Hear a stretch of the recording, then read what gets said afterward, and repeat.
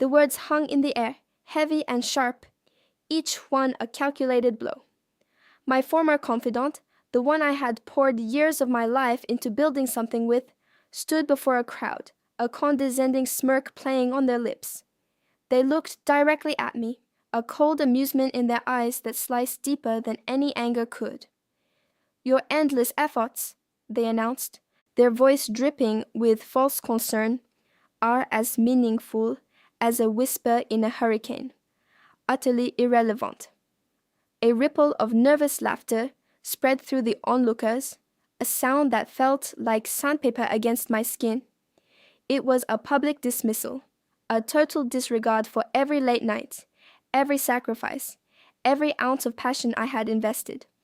I stood there, motionless. My face, I hoped, showed nothing. No anger, no sadness, no shock, just a blank canvas. But behind my eyes, a silent storm was brewing, a churning sea of emotions I refused to let surface. My jaw, however, betrayed me slightly. It clenched, a tiny, almost imperceptible movement, a physical anchor against the rising tide of fury. My right hand, hanging loosely at my side, trembled. It was barely there. A faint vibration that only I could feel, a whisper of the turmoil raging within. They thought they had broken me, reduced me to nothing. They believed their words held power, that their judgment was final.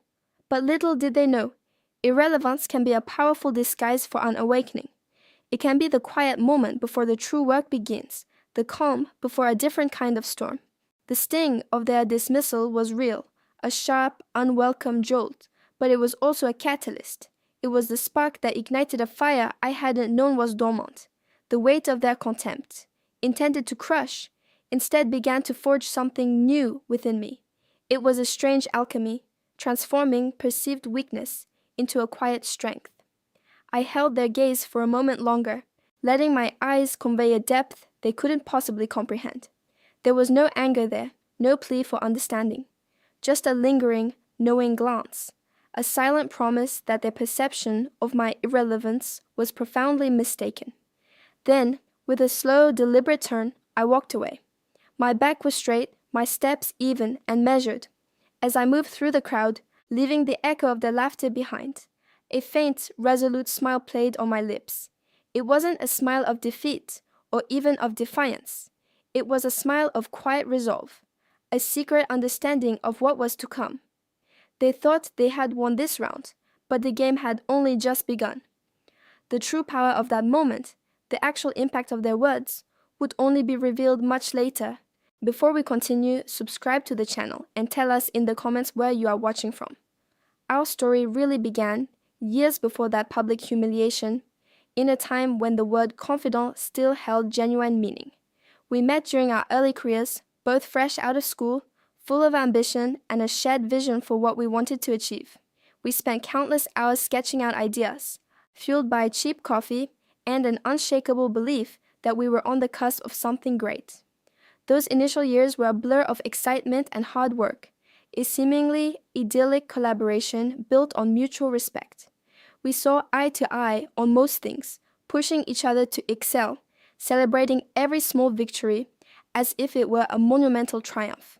It felt like we were building a future together, brick by brick, dream by dream.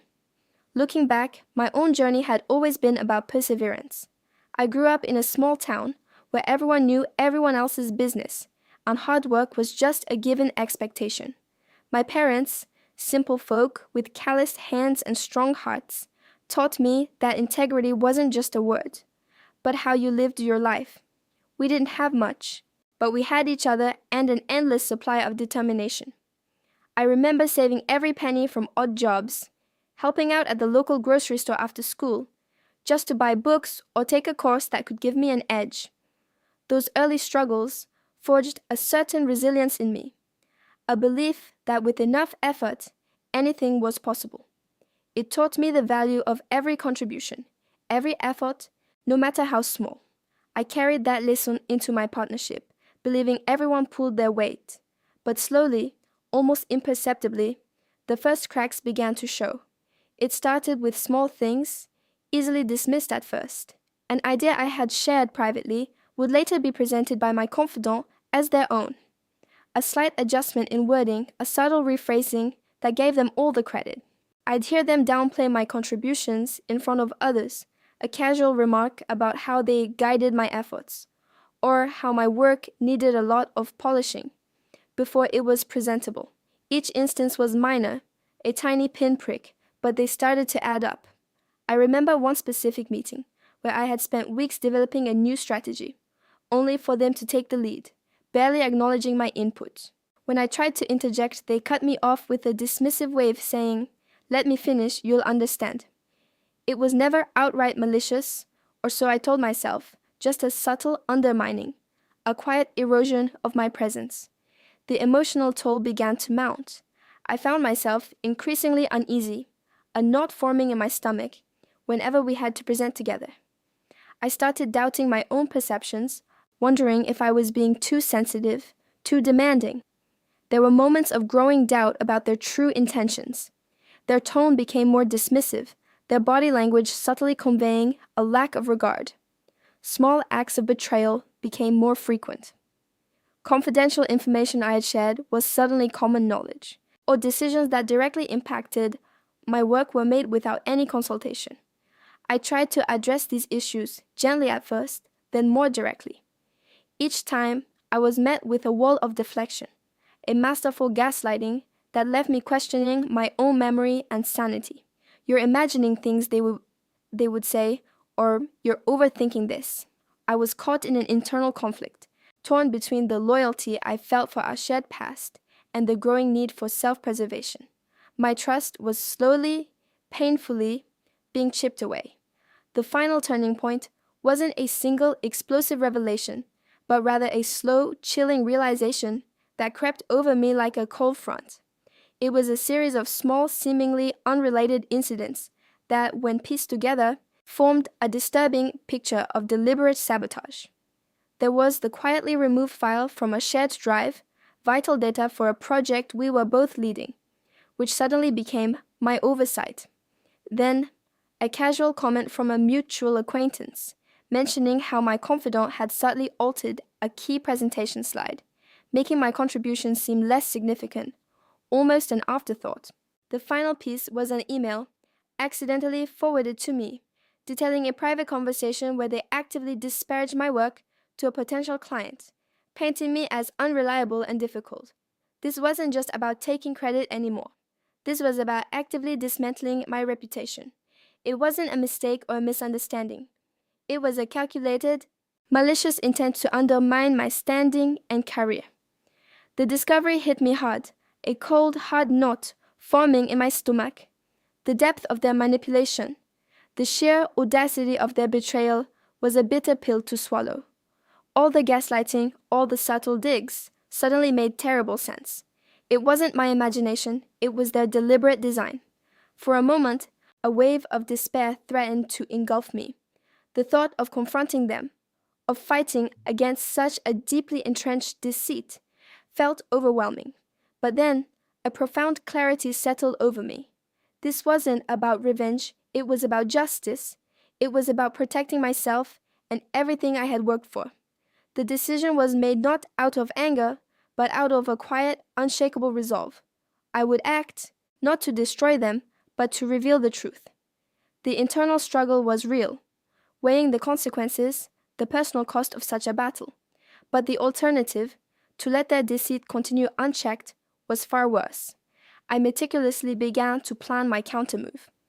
I knew their weaknesses, their carefully constructed image of infallibility, their reliance on controlling the narrative, and their deep-seated fear of public scrutiny. My approach wouldn't be a direct, messy confrontation, but a strategic, undeniable exposure of their deceit. I gathered every piece of evidence, every email, every document, every witness statement.